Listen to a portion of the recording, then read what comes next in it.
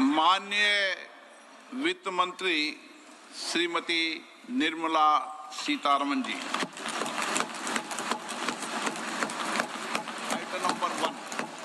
Item number one. Sir, with your permission, I rise to lay on the table a copy each of the following papers, Hindi and English versions, under Article 281 of the Constitution, Report for 2026 to 2031, Volume 1, Main Report of the 16th Finance Commission. 2. Report for 2026-2031, Volume 2, Annexures of the 16th Finance Commission. Number 3, explanatory memorandum as to the action taken on the recommendations contained in the above report. Item number 2, माननीय वित्त मंत्री निर्मला सीतारमन जी।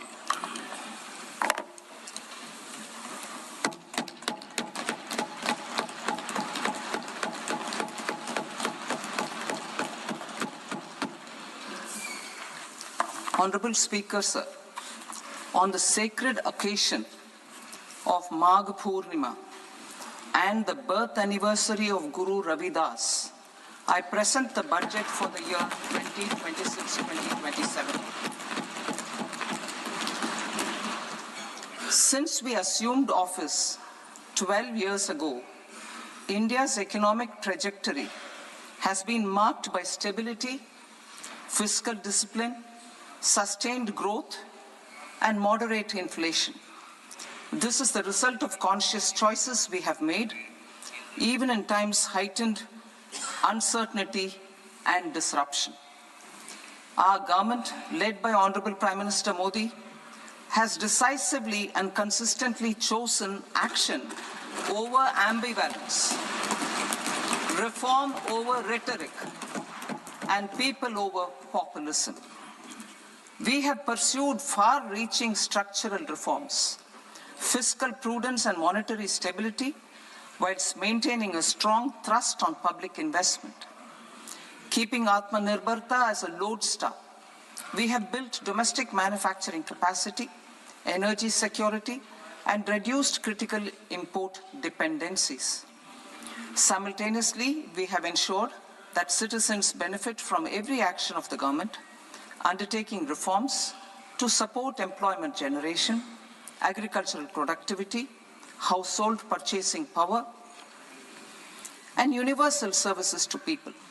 These measures have delivered a high growth rate of around 7% and helped us make substantial strides in poverty reduction and improvement in the lives of our people. Today, we face an external environment in which trade and multilateralism are imperiled and access to resources and supply chains are disrupted. New technologies are transforming production systems while sharply increasing demands on water, energy, and critical minerals.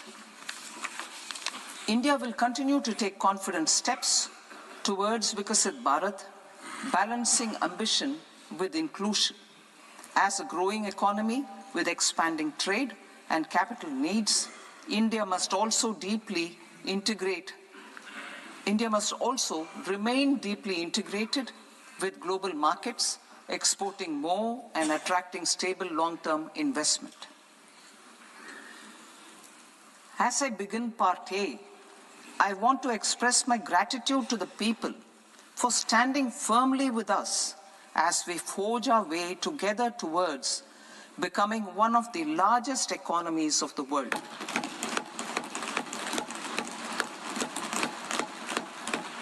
Our aim is to transform aspiration into achievement and potential into performance as we ensure that the dividends of growth reach every farmer, the scheduled caste, the scheduled tribes, the nomads, the youth, the poor, and the women.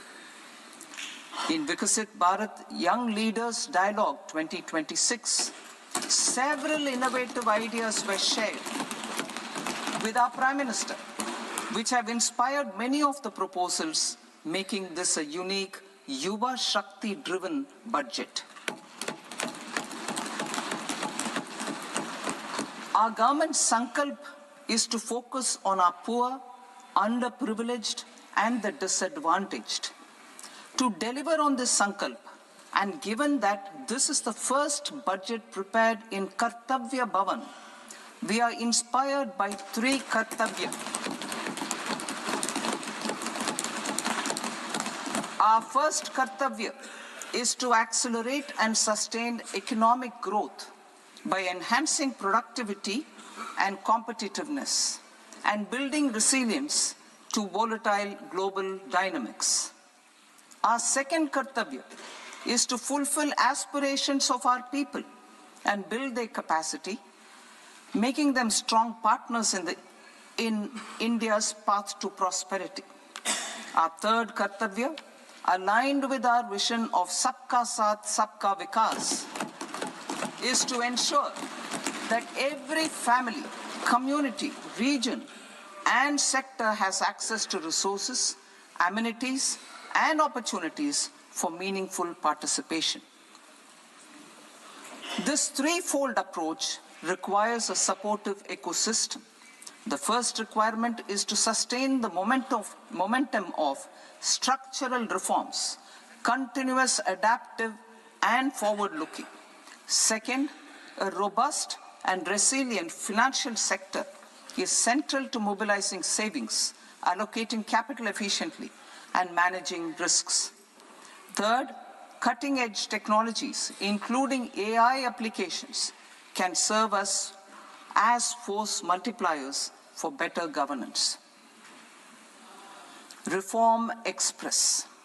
Our government has undertaken comprehensive reforms towards creating employment, boosting productivity, and accelerating growth. After the Prime Minister's announcement on Independence Day in 2025, over 350 reforms have been rolled out. This includes GST simplification, notification of labor codes, and rationalization of mandatory quality control orders. High-level committees have been formed, and in parallel, the central government is working with the state governments on deregulation and reducing compliance requirements. The Reform Express is well on its way and will maintain its momentum to help us fulfill our Kartavya. I now move to specific proposals. Under our first Kartavya, to accelerate and sustain economic growth, I propose interventions in 6 areas. 1. Scaling up manufacturing in 7 strategic and frontier sectors. 2. Rejuvenating legacy industrial sectors. 3. Creating champion MSMEs. 4. Delivering a powerful push for infrastructure. 5. Ensuring long-term security and stability. And 6. Developing city economic regions. Scaling up of manufacturing in 7 strategic and frontier sectors. Biopharma Shakti, meaning biopharma strategy for health advancement through knowledge, technology, and innovation.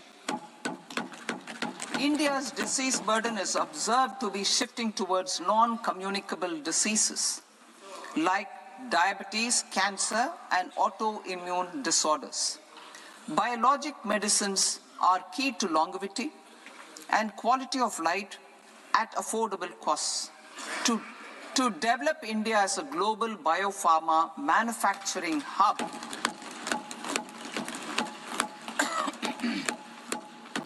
I propose the Biopharma Shakti with an outlay of 10,000 crores over the next 5 years. This will build the ecosystem for domestic production of biologics and biosimilars.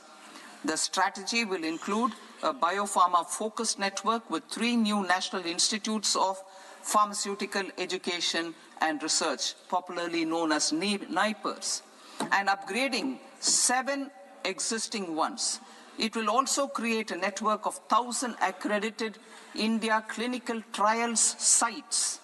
We propose to strengthen the Central Drug Standard Control Organization to meet global standards and approve timeframes through and approval timeframes through a dedicated scientific review cadre and specialists.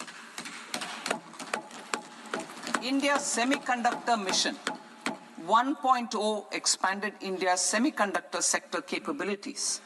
Building on this, we will launch ISM 2.0 to produce equipment and materials, design full-stack Indian IP, and fortify supply chains. We will also focus on industry-led research and training centers to develop technology and skilled workforce.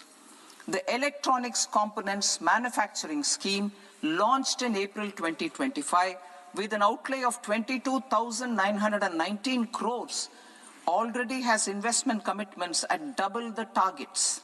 We propose to increase the outlay to 40,000 crores to capitalize on this momentum.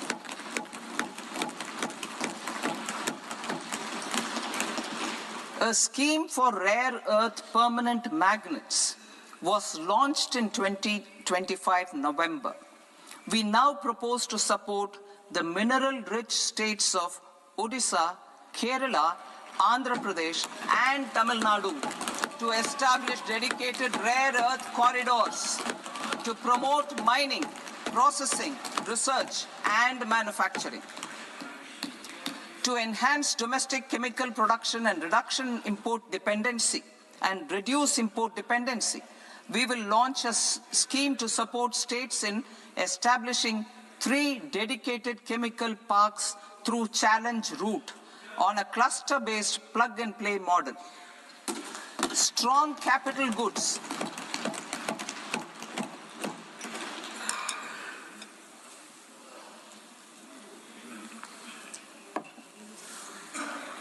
Strong capital goods capability is a determinant of productivity and quality across different sectors. Towards building this capacity, I propose the following. High-tech tool rooms will be established by central public sector enterprises at 2 locations as digitally enabled automated service bureaus that locally design, test, and manufacture high-precision components at scale and at lower cost. 2, a scheme for enhancement of construction and infrastructure equipments will be introduced to strengthen domestic manufacturing of high-value and technologically advanced CIE. This can range from lifts in a multi-storied apartment or firefighting equipment in multiplexes, large or small, and to tunnel boring equipments for building metros and high-altitude roads. I also propose a scheme for container manufacturing to create a globally competitive container manufacturing ecosystem with a budgetary allocation of 10,000 crores over a 5-year period. For the labor-intensive textile sector, I propose an integrated program with 5 subparts.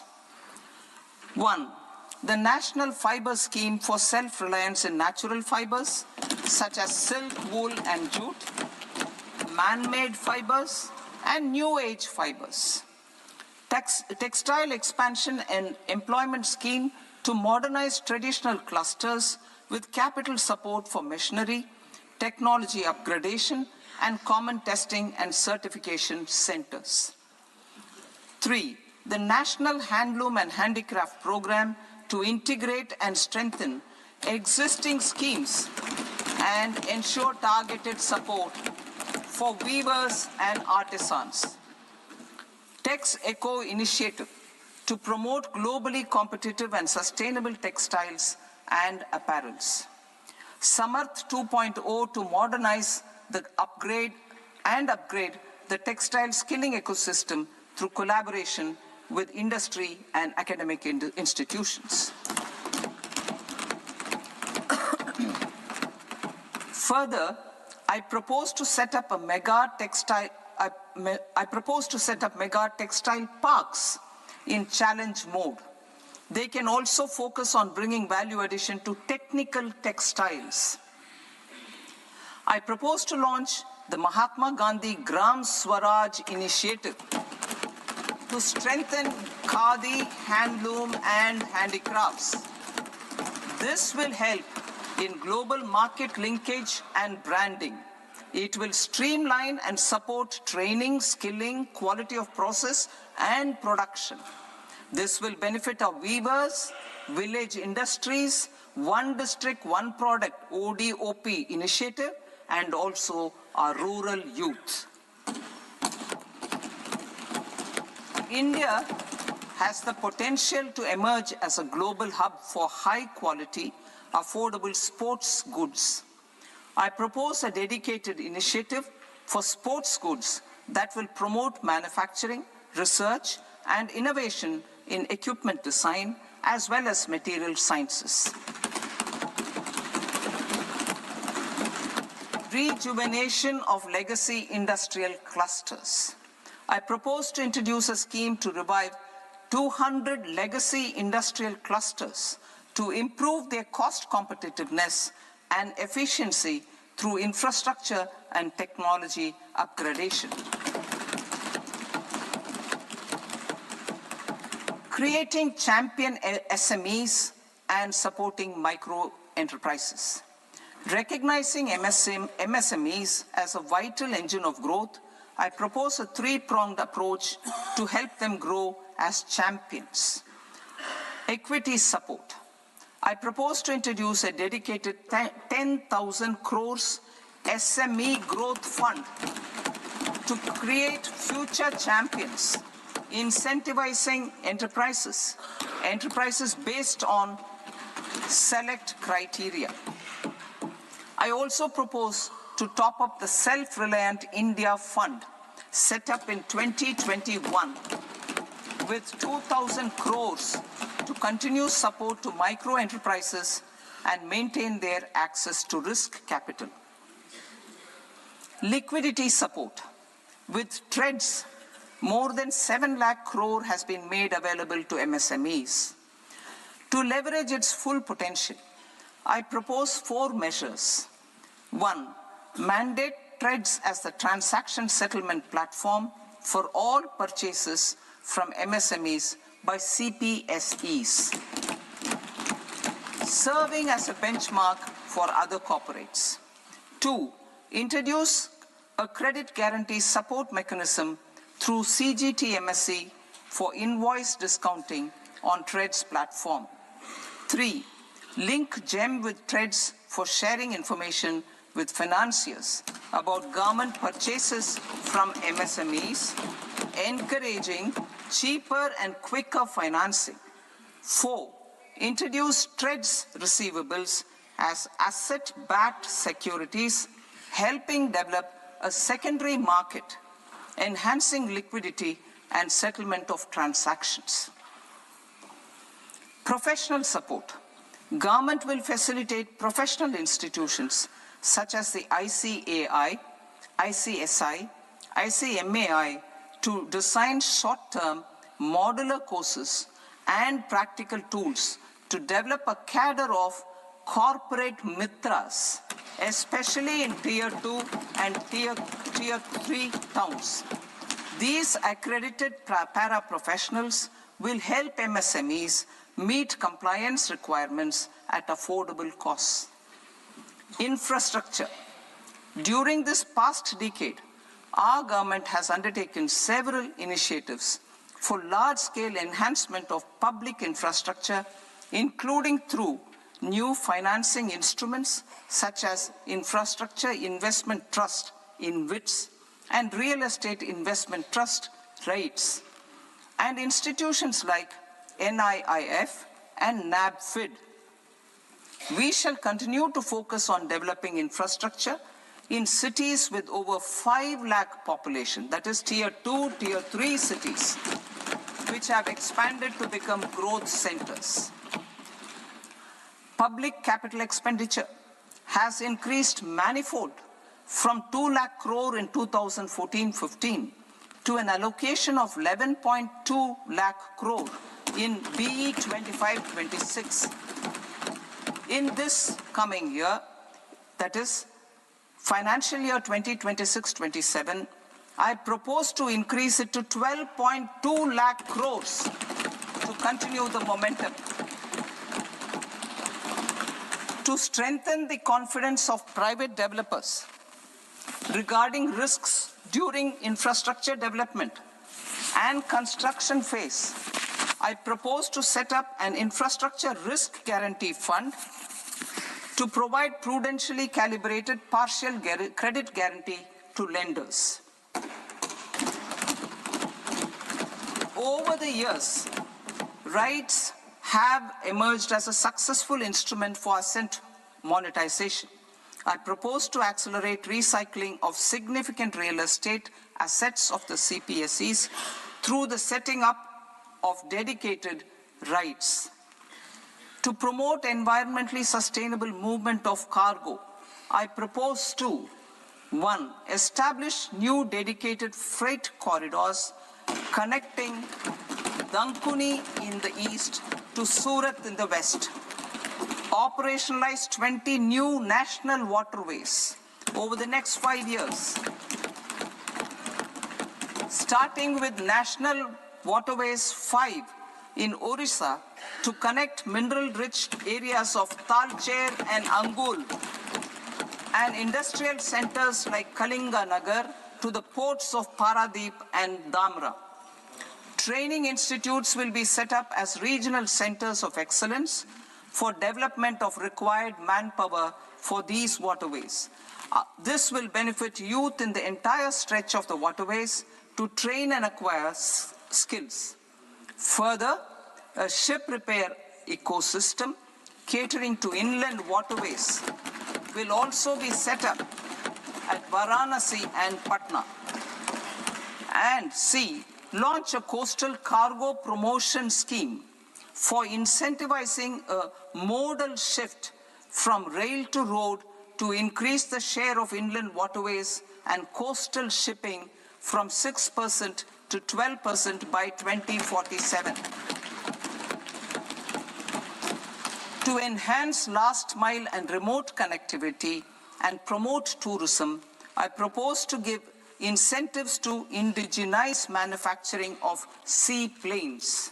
A seaplane VGF scheme will be also introduced to provide support for operations. Carbon capture, utilization and storage. Aligning with the roadmap launched in December 2025, the carbon capture, utilization and storage technologies at scale will achieve higher readiness and in end-use application across 5 industrial sectors, including power, steel, cement, refineries, and chemicals. An outlay of 20,000 crore is proposed over the next 5 years for this purpose. City economic regions. Cities are India's engines of growth, innovation, and opportunities. We shall now focus on Tier 2, Tier 3 cities, and even temple towns, which need modern infrastructure and basic amenities.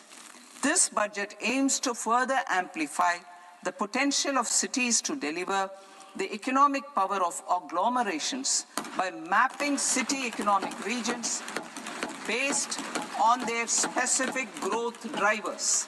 An allocation of 5,000 crore per CER over 5 years is proposed for implementing their plans through a challenge mode with a reform-cum-result-based financing mechanism.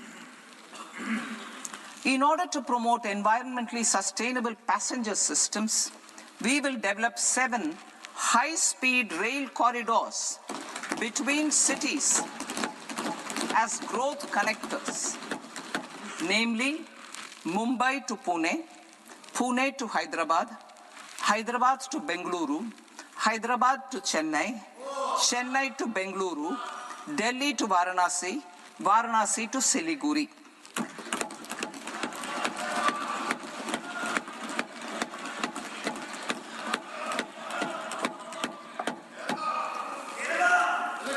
Financial sector.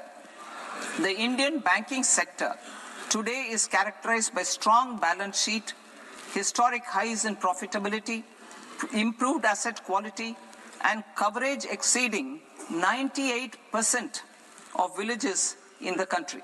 At this juncture, we are well placed to futuristically evaluate the measures needed to continue on the path of reform-led growth of this sector.